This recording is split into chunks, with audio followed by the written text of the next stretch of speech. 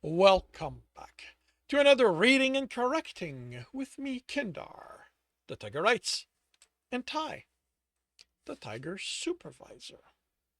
These are where I read a chapter from one of my books and correct it as I go. If you want to listen to these live, it's every Tuesday morning, 8 a.m. Eastern Time on Twitch. And if you were looking for a way to support me, that's on my Patreon. Today we're doing Chapter 8 of A Series of Death.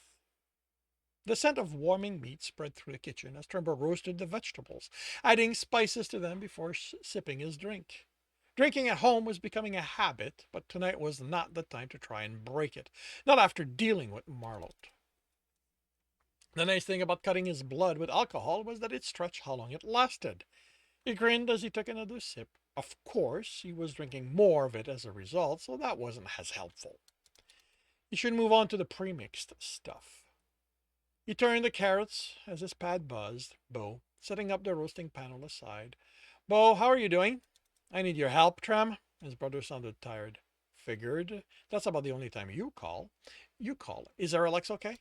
It's fine. This isn't about him. Trember sighed.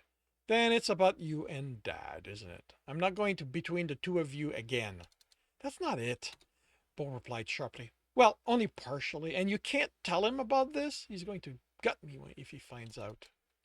Trevor straightened. Keeping the cub's confidence was an old habit of his, but to have one of the adult ask, why would Dad gut you? He finished his drink while waiting for the answer. The silence stretched long enough, he began worrying. Trevor sighed. I might have something of a debt problem. That Tremor hadn't expected. Bo was one of the best in the family about managing his money.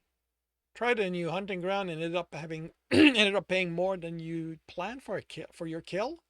He tried to make light of the situation, but something like this shouldn't have been enough to get his brother to call him, let alone not want their father to know. Bo sighed again and hesitated. I had a losing streak.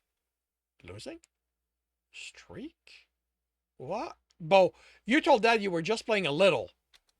What did you expect me to say? He was shouting at me.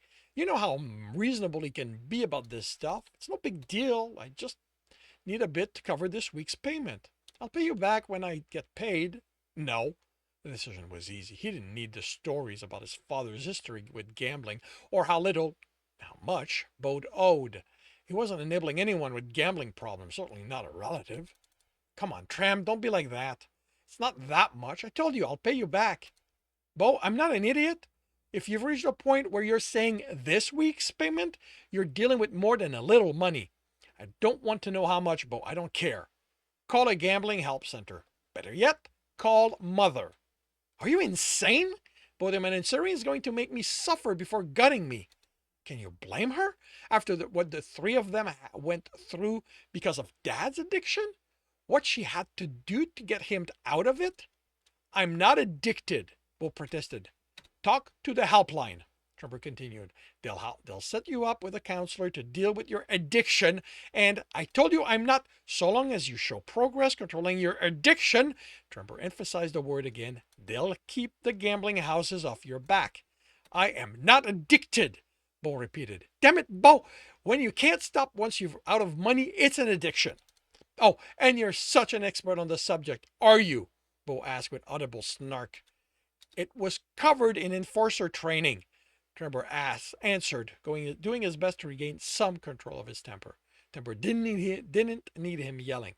As first responders, when someone is at the end of their line, we need to be able to talk them down.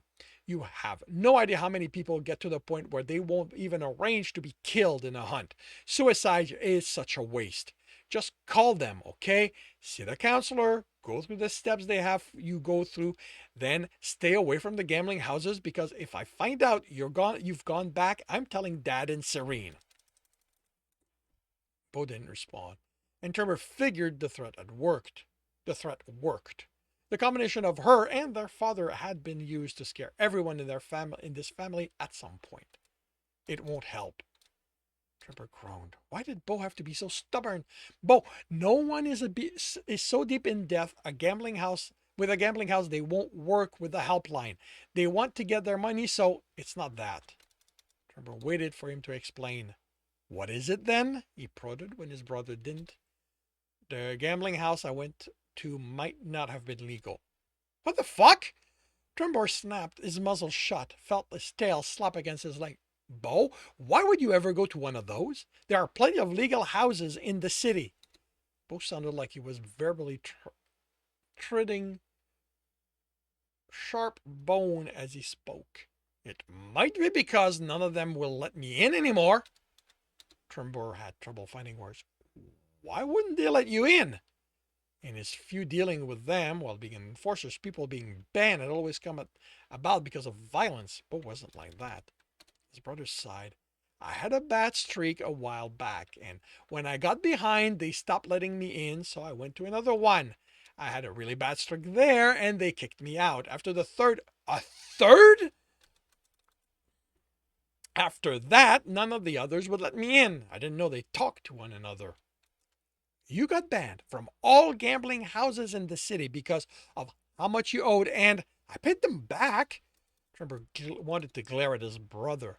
Well, I did, Bro said. I just needed some time and luck. You don't count on luck when you owe so much money the houses won't let you in. Talk to the helpline, Bo. Trevor rubbed his temple and tried to get his ears to lift. Just how long have you been gambling? A while. How much is a while, Bo? I'm having trouble with the idea the houses would ban you without some sort of history to base your behavior on and what to expect going forward. I don't know, a few years? Years? And his brother had the gall to say he didn't have a problem? Tell Dad. Tell Mom. Are you insane? Me? Tremor snapped. I'm not the one who got himself in this situation so bad he had to lie about it. Oh, no. Of course not. Bo's tone turned mocking, because the mighty Trembor would never make that kind of mistake, would he? Never at all, right? Trembor growled a warning, knowing where his brother was taking this. I mean, he continued, it's not like you spent years being someone's prey, telling us you'd gotten hurt in one hunt or another. Oh, and it's not like you went and did it a second time, is it? Just how long did you lie to us about what that wolf was putting you through? Did you really get hurt by some guy with a protector weapon when you ended up in the hospital? Fuck you, Tremper growled. I was a kid. I was barely out of cubhood when Gorek got his claws into me, and unlike you, I didn't have anyone warning me those kinds of males existed. You had Dad's example as to what not to do. You heard the stories like the rest of us, and don't you fucking dare bring Marlot into this. He never touched me with the intent to hurt. I didn't give him that chance. I walked away the moment I realized what he was.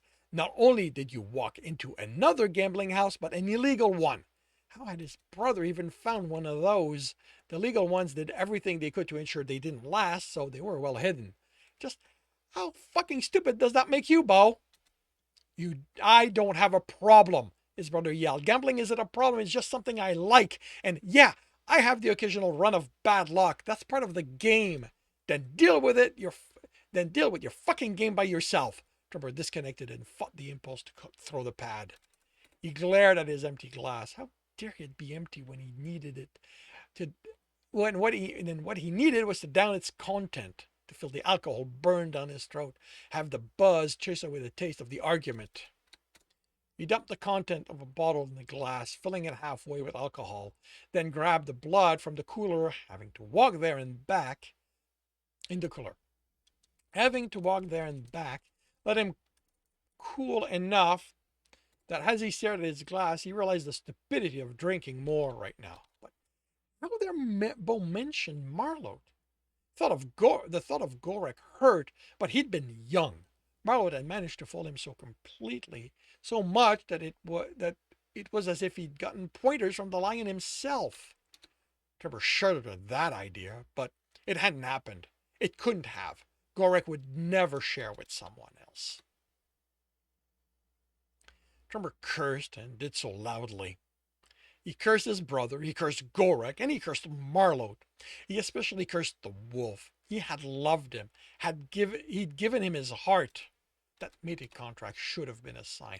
No one did that on no whim. A lifetime contract without any cancellation clause? How stupid had he been not to see the trap? Trembor cursed himself more than any of the others. And that concludes chapter 8 of A Series of Death. If you are enjoying this, please leave a like. If you want to know when the next one's going to be up, subscribe and hit the bell. If you want to read the story as well as the others in the series, you can it's available on all major e-retailer. And if you're looking for a different way to support me, that's on my Patreon. And should you want to listen to these live, it's every Tuesday morning, 8 a.m. Eastern Time on Twitch. The links are in the notes. And with that, I shall wish you a good day.